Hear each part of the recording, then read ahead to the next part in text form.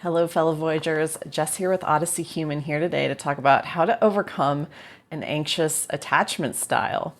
Welcome to the channel. This is the place where we help you hack through the jungles of consciousness and find the hidden treasures inside of you. If that sounds good, please subscribe. Love to have you. So this topic was requested by a subscriber. So a little bit of bonus content this week. This is a shorter video because the answer is quite simple. How do we overcome an anxious attachment style? Those of you who've been watching me for a while might know what I'm going to say, but anxious attachment style is just a habit, right? It's just a habit. And when we make it a thing, when we put our attention, we turn that tractor beam of our attention onto it, it's a thing, right? We make something a thing when we keep it being a thing. So I totally understand. This is something that I also did a few years ago when I subscribed to the HSP narrative and was very active. That was very active in my attention. And I had a lot of, emotions about being labeled a anxious attachment style, which I had self-prescribed.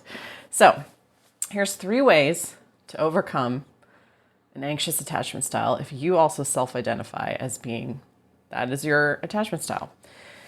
So number 1, this is a belief, right? We have to reframe it. So I'm going to give you 2 ways to do that. We can either do it the fast way or we can do it the gradual way. So whichever one really is going to sink in the most with you. So let's reframe the quick way to reframe this belief. I'm going to give you some thoughts, see how they feel, see how they land, and you may automatically move into the reframe. If not, I have 2 more ways for you. So, I suspect, and this is what my experience was, it may not be yours, it's okay if it's not, that the messaging that you received that this was a problem came from somebody who had avoidant tendencies. Because it triggered them, right? Usually in a relationship, our anxious tendencies trigger someone's avoidant tendencies. And that's when I got messaging that my anxious attachment style was a problem, that it was a thing that continued to be a thing, that I shouldn't be this way. Or, I read something out in a document, some magazine article or some Psychology Today article or whatever, making it a thing, right? It's a thing because psychologists made it a thing. What is it really? It's just your habit of how you cope. It's just your habit of how you cope. And I don't care whether they say you're a securely attached person or not. We cope with problems either one of 2 ways. We advance towards the problem or we withdraw from the problem. Very few people, even those who claim to be securely attached, can just be zen and stand in the middle and be okay with problems happening.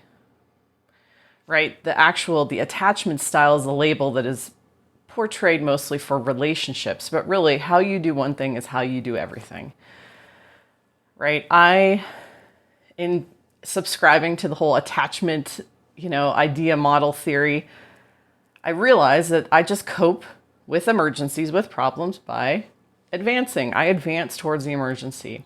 And that was a really powerful maneuver. As a firefighter, you want someone who's like that, right? You want someone. So that's a really powerful way to be as a coping mechanism. You deal with your problems head on. You go right in there.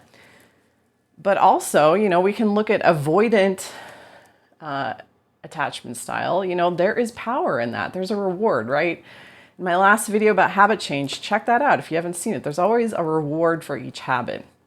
So, this negative connotation that it's anxious, it's bad, isn't always a bad thing. I think it's good to deal with problems head on. That's how I do pretty much everything in my life.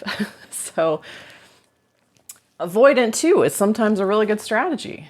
Withdrawing from a problem, not letting it bother you, going into apathy and being like, whatever, I'm going to be fine over here. That also has a lot of power. Sometimes that's a really smart strategy. What if you're getting into a physical altercation with someone? Probably better to walk away. So how do you cope? Again, the people who are securely attached, how do they cope with everything else in life? How do they cope with finances? How do they cope with career? How do they cope with friendships? Again, how you do one thing in life is typically how you do your strategies carry over to different areas of your life. So there, I just hope I could help you reframe it either as a powerful strategy. Sometimes it's good to advance on your, advance and deal with problems head on. That's not always a bad thing. We don't have to label it as just putting the label of anxious on it. Carries a negative connotation. And who says that somebody else's strategy is better than yours, right? There are pros and cons to each strategy. They're advancing or withdrawing. And, it really depends on the situation.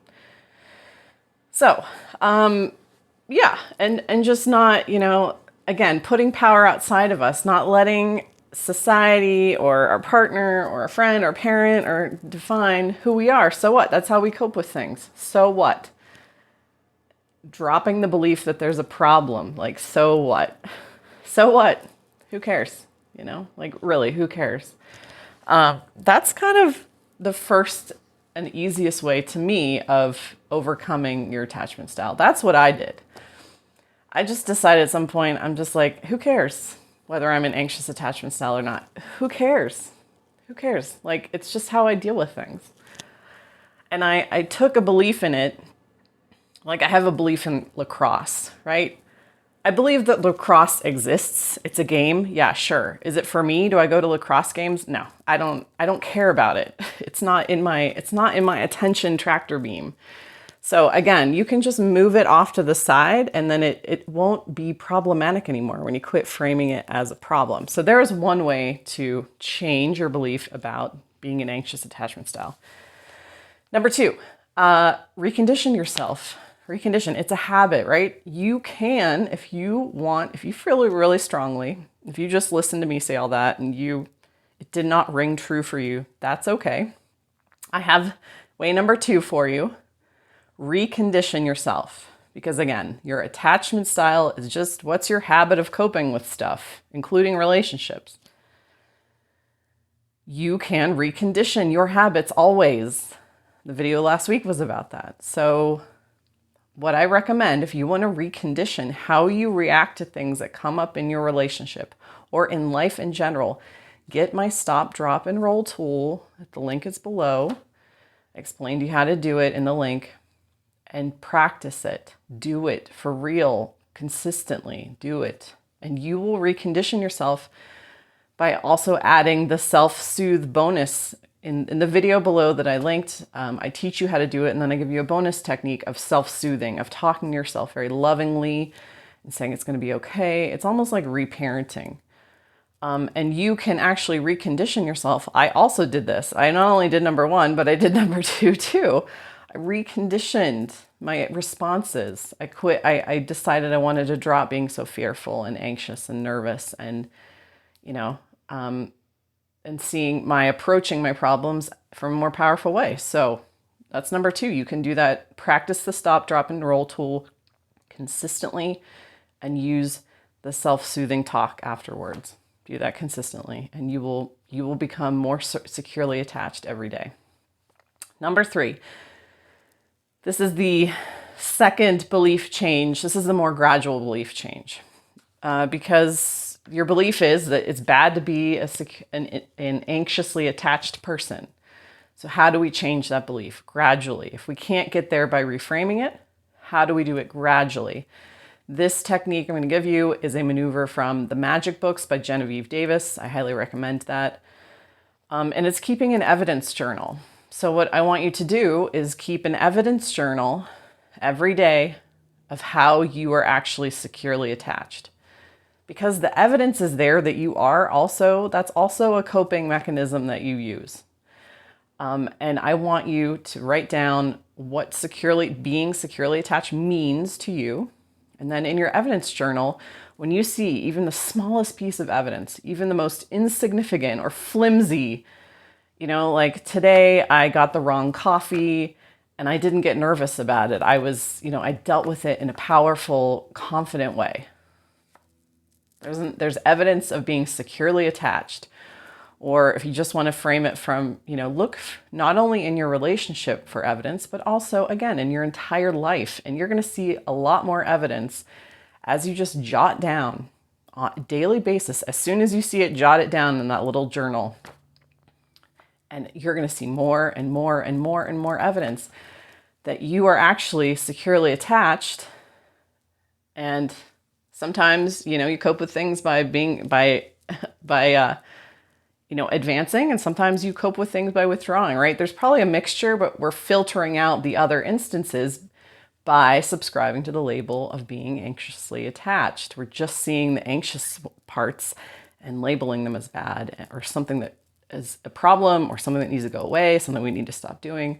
So you can gradually change your belief by keeping an evidence journal that you are securely attached, really highlighting those instances, and you're going to get more and more and more evidence every day that you're actually securely attached. And when then your identity will change, and you're going to identify more and more as a securely attached person.